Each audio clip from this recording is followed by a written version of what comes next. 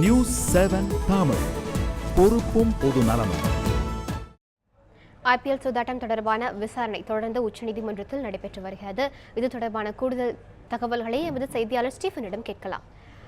Stephen, இன்றைய விசாரணையின் போது என்ன நடந்தது?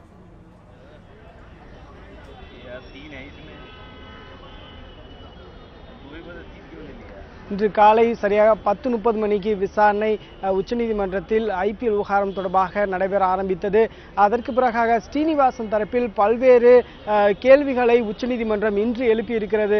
அதேபோன்று 4 வழிகளையும் 4 ஆப்ஷன்ஸை தற்போது ஸ்ரீனிவாசனுக்கு கொடுத்திருக்கிறது. அதாவது முதல் ஆப்ஷன் என்னவென்றால், இந்த விவகாரம் தொடர்பாக ஒரு சுதந்திரமான ஒரு குழுவை அமைத்து அந்த குழு இந்த விவகாரம் தொடர்பாக ஒரு இறுதி முடிவினை எடுப்பதற்கான ஒரு வழியை முதல் வழியாகவும், இரண்டாவதாக உச்சநீதிமன்றம் இது குறித்த இந்த விவகாரம் குறித்த ஒரு இறுதியான தீர்ப்பினை வழங்கக்கூடியது இரண்டாவது வழியாகவும், மூன்றாவது வழியாக அதாவது இது தற்போது BCCIடைய நிர்வாகிகள் குழு கூட இருக்கிறது. 17ஆம் தேதி அன்று புதிய நிர்வாகிகள் தேர்ந்தெடுக்கப்பட இருக்கிறார்கள். அவர்கள் தேர்ந்தெடுக்கப்பட்டதற்கு பின்பாக இந்த விவகாரம் தொடர்பாக ஒரு ஒழுங்கு நடவடிக்கையை எடுக்கப்பட வேண்டும் என்பதை மூன்றாவது வழியாகவும், நான்காவதாக முகுல் அறிக்கையின்படி தொடர்ந்து இந்த வழக்கினை விசாரித்து ஒரு இறுதியான உத்தரவினை பிறப்பிப்பதற்கான ஒரு வழி இருக்கிறது என்ற 4 வழிகளில் ஏதாவது ஒரு வழியை ஸ்ரீனிவாசன் தரப்பும் BCCIயும் 2 மணிக்குள் அல்லது 2 மணிக்கு அடுத்து அவர்கள் தெரிவிக்க வேண்டும் உச்சநீதிமன்றத்தில் என்ற ஒரு கருத்தை நீதிபதிகள் பிறப்பித்திருந்தனர். இந்த வழக்கை பொறுத்தவரையில் காலையில் இந்த வழக்கு விசாரணைக்கு எடுத்துக் கொள்ளப்பட்ட போது நீதிபதி அவர்கள் ஒன்றை சொன்னார். அதாவது இந்த விவகாரம் தொடர்பாக தற்போது நாங்கள் விசாரணை செய்துவிட்டோம். ஸ்ரீனிவாசன் தரப்பில் பல்வேறு குற்றச்சாட்டுகள் எழுப்பப்பட்டிருக்கின்றன. அதே போன்று குருநாத் மெய்யப்பன் பந்தய சூதாட்டத்தில் ஈடுபட்டிருக்கிறார் என்பது உறுதி செய்யப்பட்டிருக்கிறது. ஆகவே தற்போது நாங்கள் ஒரு உத்தரவினை பிறப்பிக்க வேண்டும். ஆகவே இந்த 4இல் ஏதாவது ஒன்றை BCCIயும் ஸ்ரீனிவாசன் தரப்பும் எங்களிடம் தெரிவிக்கும் பட்சத்தில் அது தொடர்பாக நாங்கள் உத்தரவினை பிறப்பிப்போம் இன்று என்ற ஒரு தகவலை அவர்கள் கொடுத்திருந்தார்கள். அனிதா, ஸ்டீஃபன், ஸ்ரீனிவாசன் மீது என்ன மாதிரியான நடவடிக்கைகள் எடுக்கப்பட வாய்ப்புள்ளது?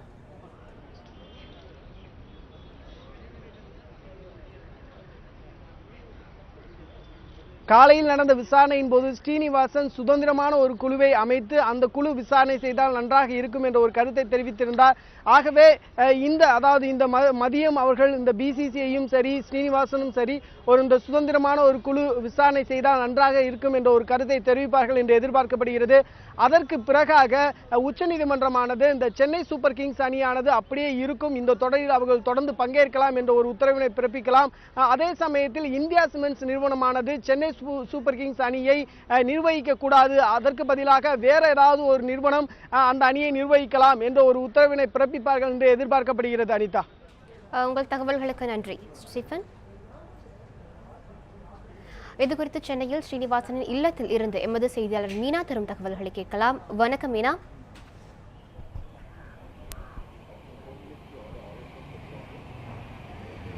மீனா, ஸ்ரீனிவாசனின் இல்லத்தில் இப்போ இருந்து வரும் சூழலை பத்தி சொல்லுங்க. இந்த விசாரணையில் என்னென்ன மாதிரி முடிவுகள் எடுக்கப்பட்டிருக்குன்னு சொல்லுங்க.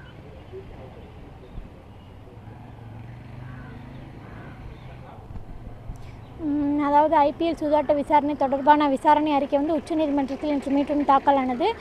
ஸ்ரீனிவாசன் மீதான அந்த குற்றச்சாட்டு மீண்டும் நீதிபதிகள் அடங்கிய பெஞ்ச் முன்பு எழுந்தது. இது தொடர்பாக இன்று விசாரணை அறிக்கையில் சில நடவடிக்கைகளை உச்சநீதிமன்றம் மேற்கொண்டது. என்ன அப்படின்னா, BCCI தரப்பிலிருந்து ஸ்ரீனிவாசன் முழுமையாக நீங்க வேண்டும் என்றும், அல்லது அவருடைய வழக்கறிஞர் கபில் சிபில் தனது பக்கம் இருந்து சில வாதங்கள் விவாதித்தார். அதனை முன்வைத்து தன் மீது குற்றச்சாட்டு இல்லை என நிரூபிக்கும் பட்சத்தில் ஸ்ரீனிவாசன் மீது உள்ள குற்றச்சாட்டுகளை நீக்க நடவடிக்கை எடுக்கப்படும் என்றும் கூறியுள்ளனர்.